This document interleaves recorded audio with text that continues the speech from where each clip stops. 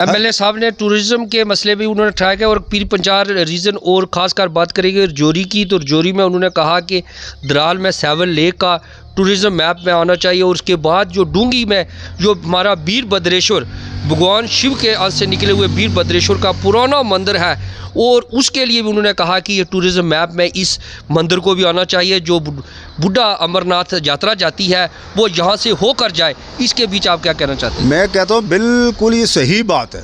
और ये हमारे साथ एक्स सरपंच जशपाल जी जशपाल जी, आप बताइए जो एमएलए साहब ने कल आवाज़ उठाई है और ये आवाज़ डूंगी के हर बच्चे के मन में यही आवाज़ है कि हमें भी एक तहसील का दर्जा दिया जाए, क्योंकि अगर तहसील यहाँ पे बनती है, तहसीलदार साहब बैठते हैं, सारा एडमिनिस्ट्रेशन यहाँ पे बैठता है, तो जोरी जाने में लोगों को काफ़ी परेशानी होती है। क्या कहना चाहते हैं आप?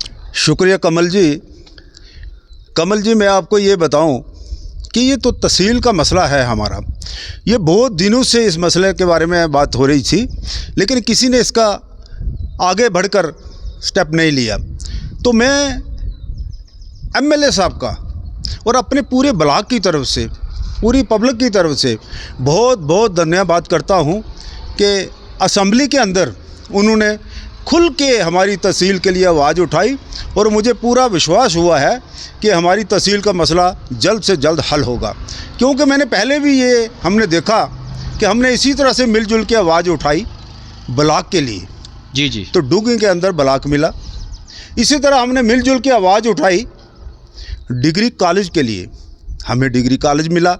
हमने इसी तरह मिलजुल के आवाज़ उठाई, लाइट की बहुत बड़ी परेशानी थी ग्रिड स्टेशन के लिए, हमें ग्रिड स्टेशन भी मिला।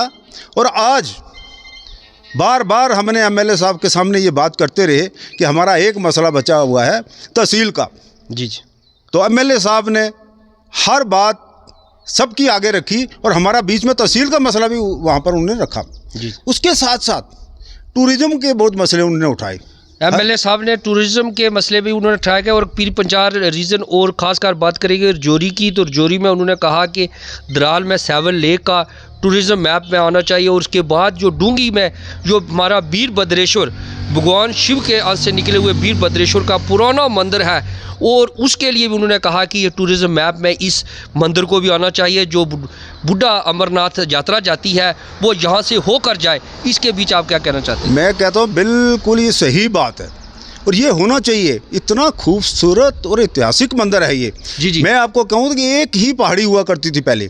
जी उसको काट काट के अलग अलग मंदिर वहाँ पर बनाए गए हैं। इतने खूबसूरत है। मैं कहता हूँ हज़ारों के हिसाब से जिनकी मनोकामनाएं वहाँ पूरी होती हैं वो एक एक घंटी वहाँ अपने लगा के जाता है। जी वो टेलिया वाला मंदिर का नाम भी है वहाँ पे। इतने बड़ा, क्योंकि भगवान शिव का अंश से ये वीर भद्रेश्वर जिनका नाम है वो वहाँ बैठे थे। उन्हें कुछ देर बैठ के यहाँ आराम किया था।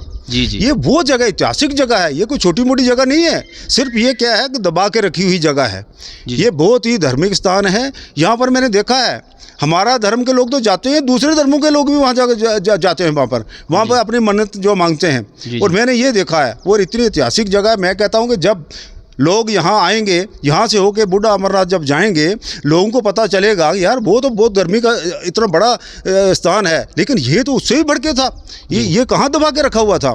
मैं कहता हूँ, मैं एमएलए साहब का शुक्रिया अदा करता हूँ कि इतना अच्छा प्लेस जो टूरिज्म का था यहाँ पर, और लोगों को दर्शन करने की जगह थी वहाँ पर, लोगों को मनोकामनाएं अपनी पूरी करने की जगह थी वहाँ पर। वो जगह छुप के बैठी थी।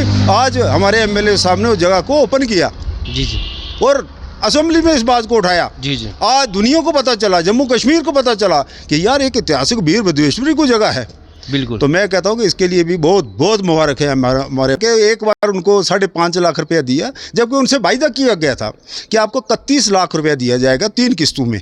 5.5 लाख देने के बाद आज कोई भी हमारा नेता ऐसे नहीं उठाया जिसने ये आवाज़ उठाई हो कि यार कम से कम इन रिफ्यूजियों का क्या कसूर। वो अपनी अरबों की ज़मीनें छोड़ के वहाँ आ गए। यहाँ आके बसे। किसी को 5 मरले, किसी को 2 कनाल, किसी को 48 कनाल, किसी को मिली, किसी को नहीं भी मिली। आज उनके किसी के 5 बच्चे हैं, किसी के 6 बच्चे हैं, किसी के 7 कुंबे बने, किसी के 8 कुंबे बने, 2-2 कनाल, 5-5 कनाल जगह नहीं रही उनके पास। लेकिन उनको क्या मिला?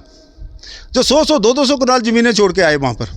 यहाँ अगर 48 के नाम पर उनको जगह मिली, उसको 48 में 5-5 कुंबे बन गए। क्या है बचा हुआ उनके पास? किसका राशन कार्ड काटा जा रहा है, किसके कुछ हो रहा है। आज स्मार्ट मीटर ठोके जा रहे हैं, हर तरफ से उनके ऊपर भजन ही भजन डाला जा रहा है। तो मैं कहता हूँ कि रिफ्यूजी इतना दुखी है, इतना परेशान है आज भी रिफ्यूजी।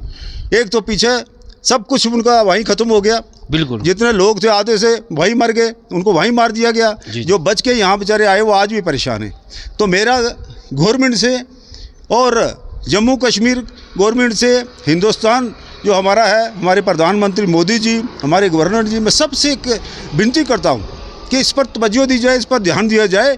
और आने वाले वक्त पे मैं एमएलए साहब के बाद ये बात रखने वाला हूँ और पूरे जोर शोर से इस बात को हम उठाने वाले हैं।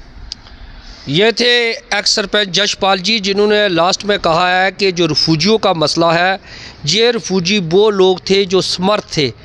ये जब पाकिस्तान में थे, जो आज पाकिस्तान है, ये पहले हिंदुस्तान का हिस्सा होता था, वहाँ थे। वहाँ इनके पास 400 कनाल जगह और आलीशान का जीवन ये जीते थे। लेकिन बंटवारे के वक्त इनके साथ बेइंसाफ़ी हुई और इनको वहाँ से आना पड़ा। और इन्होंने अपने ये रिफ्यूजी भाई वो है जो कि अपने हमारे रिश्तेदार वहाँ पे मारे गए, और जो बच कर आए उनको आज देखिए यहाँ पे रजौरी पूंछ में बसे हैं, कुछ जम्मू में भी है। इनकी हालत ऐसी है, सेटलमेंट 31 लाख की हुई थी तो इनको 5.5 लाख रुपये मिला था। और सरकार से मांग कर रहे हैं कि जल्द से जल्द इनको जो बाकी का बचा हुआ पैसा है वो भी रिलीज़ के तौर पर दिया जाए। जय हिंद, जय भारत।